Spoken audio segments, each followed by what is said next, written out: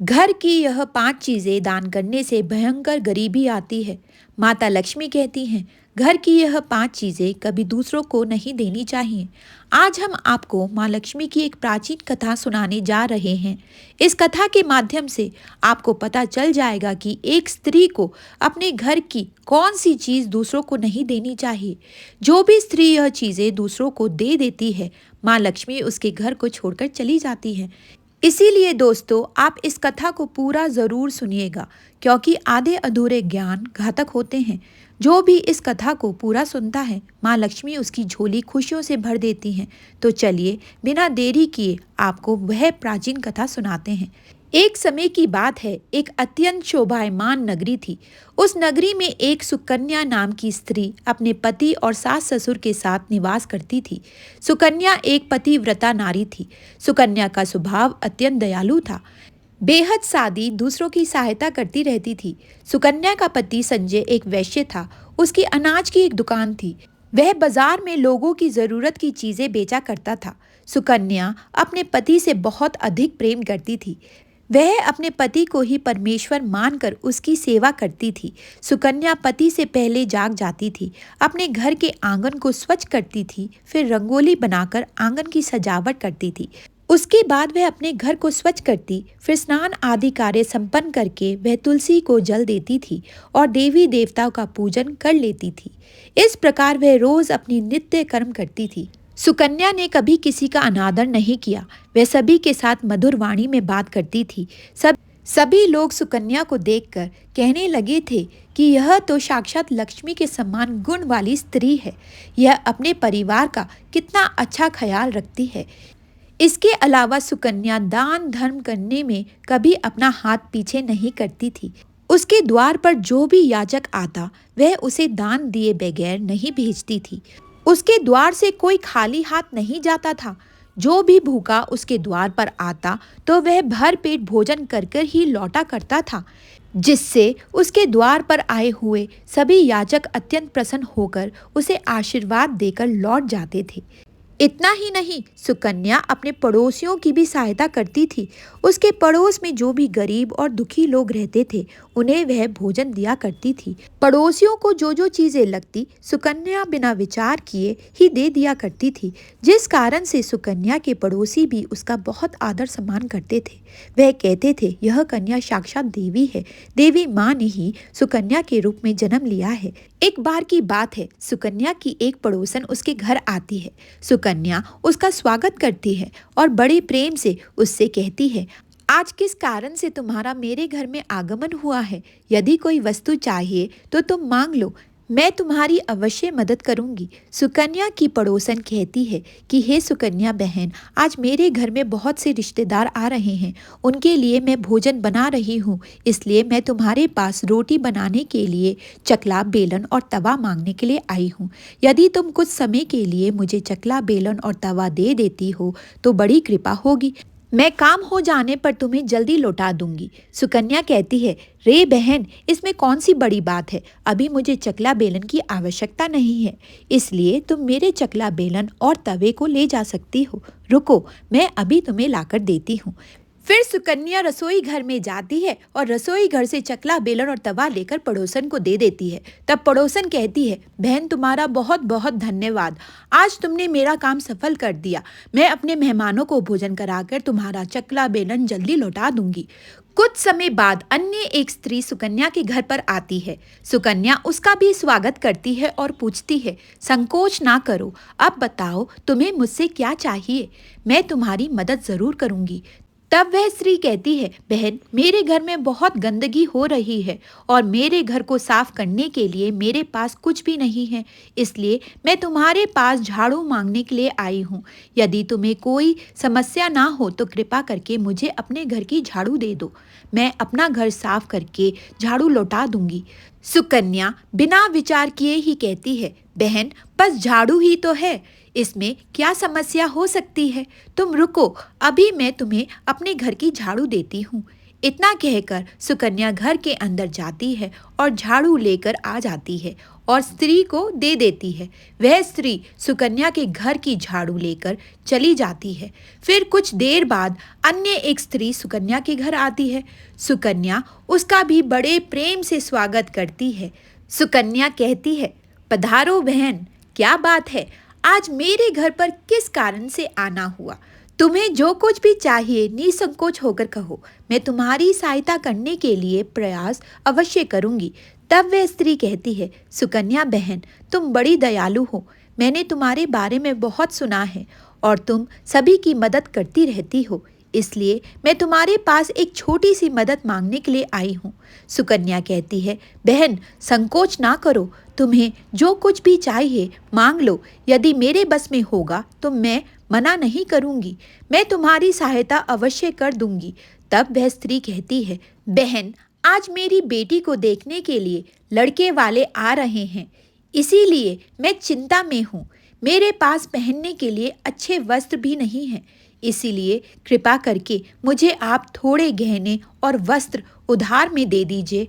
केवल एक दिन के लिए जब लड़के वाले अपने घर चले जाएंगे तो मैं तुम्हारे गहने लौटा दूंगी। उस पड़ोसन की बात सुनकर सुकन्या कहती है, बस इतनी सी बात है बहन, तुम चिंता मत करो, तुम्हारी पुत्री मेरी छोटी बहन की जैसी है, उसकी सहायता भी अवश्य करूंगी। मैं अभी तुम्हें मेरे गहने और साड़ी देती हूँ, जिसे पहनकर तुम्हारी पुत्री राजकुमारी लगेगी। फिर सुकन्या अंदर जाती है और गहने और साड़ी लेकर आती है और उस पड़ोसन को दे देती है। वह पड़ोसन प्रसन्न होकर सुकन्या के गहने और साड़ी लेकर चली जाती है। फिर शाम हो जाती है और अन्य एक पड़ोसन सुकन्या के घर पर आती है। सुकन्या उसका भी बड़े प्रेम से स्वागत करती है और कहती है, बताओ मैं तुम्हारी किस प्रकार से सहायता कर सकती हूँ? तुम्हें जो कुछ भी चाहिए निसंकोच होकर मैं तुम्हारी मदद जरूर करूंगी। वह पड़ोसन कहती है, सुकन्या बहन तो बड़ी दयालु है और तुम सबकी मदद करती हो, इसलिए मैं तुम्हारे पास आई हूँ। मेरा बच्चा भूखा है और उसे पिलाने के लिए दूध नहीं है, इसलिए मैं तुम्हारे पास दूध मांगने के लिए आई हूँ। अगर थोड़ा सा दूध मिल जाता तो बड़ी कृपा हो जाती। सुकन्या कहती है, अरे बहन, इसमें कौन सी बड़ी बात है, लो अभी मैं तुम्हें दूध देती हूँ। सुकन्या रसोई घर जाती है और थोड़ा सा दूध लेकर आती है और उस पड़ोसन को दे देती है। वह पड़ोसन प्रसन्नता से उस दूध को लेकर चली जाती है। इस प्रकार सुकन्या अपने सभी पड़ोसियों की मदद कर देती है और प्रसन्न होकर घर का काम करती रहती है। जब पति घर पर लौटता है, सुकन्या अपने पति को प्रणाम करती है और उसकी खूब सेवा करती है। रात को दोनों पति पत्नी आनंद से सो जाते हैं। दूसरे दिन जब जागते हैं तो उन्हें एक बहुत बुरी खबर मिलती है।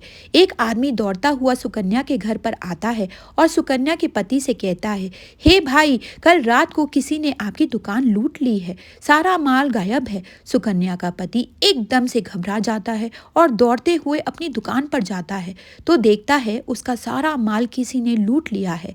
वह देखता है कि उसकी दुकान में रखा हुआ सारा धन भी चोरी हो चुका है। बेहद दुखी और निराश होकर घर पर लौटता है और सुकन्या को सारी बात बता देता है, जिसे सुनकर सुकन्या बहुत दुखी हो जाती है।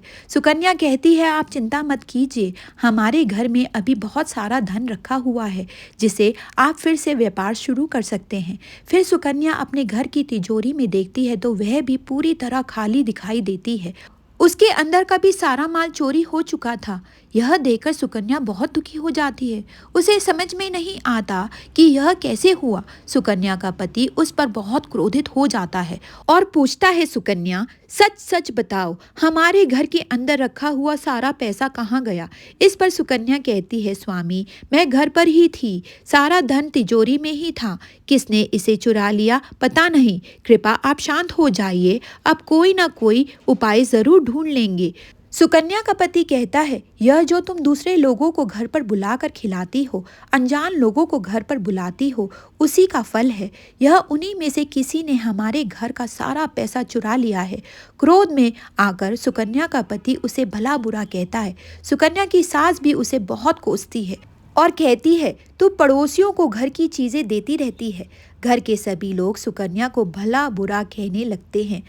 फिर सुकन्या अपने पति को दिलासा देते हुए कहती है, मैंने कुछ गहने हमारी पड़ोसन को दिए हैं, मैं उसके पास से लेकर वापस आती हूँ।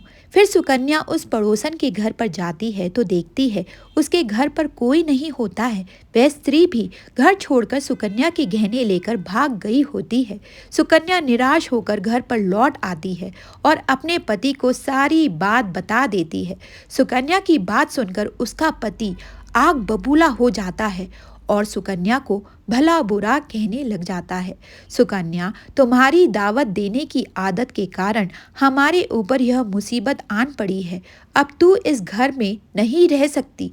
तू अभी इसी क्षण इस घर को छोड़कर चली जा। सुकन्या कहती है, आपके सिवा इस दुनिया में मेरा कोई नहीं है, मैं आपको छोड़कर कहीं नहीं जाऊंगी। सुकन्या का पति कहता है, तू कहीं पर भी जा, लेकिन अब इस घर में नहीं रह सकती। तेरे कारण मेरा सब कुछ बर्बाद हो गया है। तू इस घर में रहेगी तो बचा हुआ सब कुछ नष्ट हो जाएगा। सुकन्या अपने पति को हाथ जोड़कर विनती करने लगती है, स्वामी, ऐसा ना कहिए, मैंने कोई अपराध नहीं किया है। आपके बगैर मैं जीवित नहीं रह सकती। लेकिन सुकन्या का पति उसकी एक नहीं मानता और उसे अपने घर से धक्के मारकर निकाल देता है और कहता है, अब तुम इस घर से चली जाओ और लौटकर मत आना। चाहे तो किसी नदी में कूदकर अपनी जान दे दो। चलते चलते सुकन्या माता लक्ष्मी के मंदिर में जाती है और माँ लक्ष्मी से प्रार्थना करते हुए कहती है, जो मेरी ऐसी दशा हुई है, हे माता लक्ष्मी, मैं तो आपकी पूजा करती थी, फिर भी आपने मेरा घर क्यों छोड़ा? कृपया मुझे बताओ माँ, मैंने ऐसा कौन सा अपराध किया जो आप मुझसे रूठ गई हो? फिर सुकन्या वहीं पर बैठकर सोचने लगती है, यदि मेरे पति मुझे स्वीकार नहीं करेंगे तो मैं जीवित रहकर क्या करूँगी? यदि मेरे ही कारण मेरे पति की दुर्दशा हुई है तो मुझे जीवित रहने का कोई अधिकार नहीं है। इतना सोचकर सुकन्या अपने प्राण लेने के लिए नदी की तरफ जाने लगती है। नदी के पास जाकर सुकन्या माता लक्ष्मी से प्रार्थना करती है, हे माँ लक्ष्मी, अब मैं अपने प्राण देने जा रही हूँ। यदि मेरे द्वारा तुम्हारी पूजा में कोई भी कमी हो गई हो तो मुझे माफ़ कर देना। मैं अपने पति के बगैर जीवित नहीं रह सकती, इसलिए अब मैं इस नदी में कूदकर अपने प्राण दे दूंगी। इतना कहकर सुकन्या नदी में कूदने ही वाली होती है कि माँ लक्ष्मी उसी स्थान पर प्रकट हो जाती हैं। माँ लक्ष्मी सुकन्या से कहती हैं, रुक जाओ सुकन्या, रुक जाओ पुत्री, तुम यह क्या कर रही हो? सुकन्या आंखें खोलकर देखती है कि माँ लक्ष्मी उसके सामने खड़ी हैं। माँ लक्ष्मी के दर्शन करके सुकन्या बहुत प्रसन्न हो जाती है और माँ को बार बार नमस्कार करते हुए कहती है, माँ लक्ष्मी, मुझे क्षमा कर दो, मैं बहुत बड़ा पाप करने जा रही थी। देवी लक्ष्मी कहती हैं, हे सुकन्या, मनुष्य को स्वयं अपने प्राण नहीं लेने चाहिए, यह महापाप होता है। ईश्वर ने जो शरीर प्रदान किया है उसे ऐसे नष्ट नहीं करना चाहिए। सुकन्या कहती है, हे माँ, मैं विवश हूँ, मेरे पति ने मेरा त्याग कर दिया है और स्त्री को अपने पति को छोड़कर नहीं रहना चाहिए। मैं अपने पति को छोड़कर जीवित नहीं रह सकती, इस कारण से अपने प्राण देने जा रही हूँ। देवी लक्ष्मी कहती हैं, ए सुकन्या, मैं सब कुछ जानती हूँ और यह भी जानती हूँ कि तुम्हारे पति ने तुम्हारा त्याग क्यों किया है। यह सब तुम्हारी ही भूल का कारण है। तुमने अनजाने में कुछ ऐसी चीज़ों का दान किया था जिस कारण से मुझे तुम्हारा घर छोड़कर जाना पड़ा। जो भी स्त्री अपने घर के इन चीज़ों को दूसरों को दान देती है उसके घर में मेरा वास नहीं होता है। मैं उन वस्तुओं के साथ ही उनका घर छोड़कर चली जाती हूँ। तब सुकन्या कहती है, हे माँ, ऐसी कौन सी वस्तु है, कृपा आप मुझे बताइए। देवी लक्ष्मी कहती हैं, हे पुत्री, अब तुम ध्यान से सुनो, मैं तुम्हारी उन चीज़ों के बारे में बताती हूँ जो किसी भी स्त्री को दूसरों को नहीं देनी चाहिए। इन चीज़ों का दान करने पर मैं उस घर को छोड़कर चली जाती हूँ। ए सुकन्या, सबसे पहली वस्तु चकला, बेलन और तवा। किसी भी स्त्री को अपने घर का चकला, बेलन और तवा कभी दूसरों को नहीं देना चाहिए। रसोई घर में इन वस्तुओं का महत्व सबसे अधिक होता है। इन वस्तुओं से भगवान विष्णु का प्रसाद बनाया जाता है और तवे पर बनी पहली रोटी भी गाय को खिलाई जाती है। इसीलिए इन वस्तुओं को हमेशा स्वच्छ और शुद्ध रखना चाहिए। दूसरों को देने पर यह वस्तुएं अपवित्र हो सकती हैं और फिर इनका उपयोग करना अशुभ फल प्रदान करता है। आगे माँ लक्ष्मी कहती हैं, हे सुकन्या, अब तुम दूसरी वस्तु के विषय में सुनो। तुमने अपनी पड़ोसन को अपने घर में रखी हुई झाड़ू ही दे दी, जिस वस्तु में मेरा सदैव वास होता है। जो वस्तु मुझे सबसे अधिक प्रिय है, तुमने उसी को दे दिया, तो फिर मैं तुम्हारे घर में कैसे ठहरती। हे सुकन्या, जो स्त्री अपने घर की झाड़ू दूसरों को दे देती है, मैं उसके घर को त्याग देती हूँ। झाड़ू से घर की स्वच्छता होती है, उसी स्थान पे मेरा वास होता है। ध्यान रखना, इस पर कभी पैर नहीं लगना चाहिए। आगे माँ लक्ष्मी कहती हैं, हे सुकन्या, अब तुम तीसरी वस्तु के विषय में सुनो, जो स्त्री को कभी दूसरों को नहीं देनी चाहिए। वह वस्तु है आभूषण, जो कभी अन्य महिला को नहीं देना चाहिए। मैं सदा ही आभूषणों में वास करती हूँ। एक विवाहित स्त्री को अपने आभूषण कभी अन्य स्त्री को पहनने के लिए नहीं देने चाहिए। हे सुकन्या, अब मैं तुम्हारी चौथी वस्तु के विषय में बताती हूँ। किसी भी मनुष्य को शाम हो जाने के बाद कभी सफ़ेद रंग की वस्तुओं का दान नहीं करना चाहिए, किंतु तुमने शाम के समय दूध का दान किया था। शाम को दूध का दान करने से जीवन में दुर्भाग्य आता है। शाम को सफ़ेद रंग की चीज़ों का दान करने से मनुष्य के जीवन में अशुभ फल आता है। माँ लक्ष्मी कहती हैं, हे सुकन्या, अब मैंने तुम्हें उन सभी वस्तुओं के बारे में बता दिया है जिसका कभी दान नहीं करना चाहिए। ये वस्तुएं कभी दूसरों को उधार में अथवा उपयोग के लिए नहीं देनी चाहिए। सुकन्या कहती है, माँ लक्ष्मी, मुझसे बड़ी भूल हो गई है। मैं इन बातों से अनजान थी, कृपा मुझे क्षमा करें। तब माता लक्ष्मी कहती है, तुमने प्रायश्चित पहले ही कर लिया था, इसीलिए अब तुम घर पर लौट जाओ। मैं तुम्हें तुम्हारा संपूर्ण वैभव और धन लौटा देती हूँ। इतना कहकर माँ लक्ष्मी उस स्थान से अंतर्ध्यान हो जाती हैं। सुकन्या भी माँ लक्ष्मी को धन्यवाद करके अपने घर की तरफ चली जाती है। तभी उसका पति उसे ढूंढता हुआ उसके पास आकर क्षमा मांगता है और कहता है, हे सुकन्या, मुझे माफ़ कर दो। मैंने तुम्हें बहुत भला बुरा कहा है। तुम तो साक्षात देवी के समान हो। माँ लक्ष्मी की कृपा से हमें अपना सारा धन वापस मिल गया है। जिन लोगों ने हमारा धन लूटा था, उन सभी ने हमारा धन लौटा दिया और तुम्हारा नाम लेते हुए क्षमा मांगी। यह सुनकर सुकन्या बहुत खुश होती है और अपने पति के साथ घर पर लौट जाती है।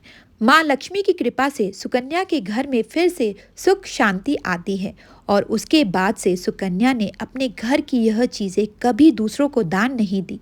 बोलो माँ लक्ष्मी की जय हो।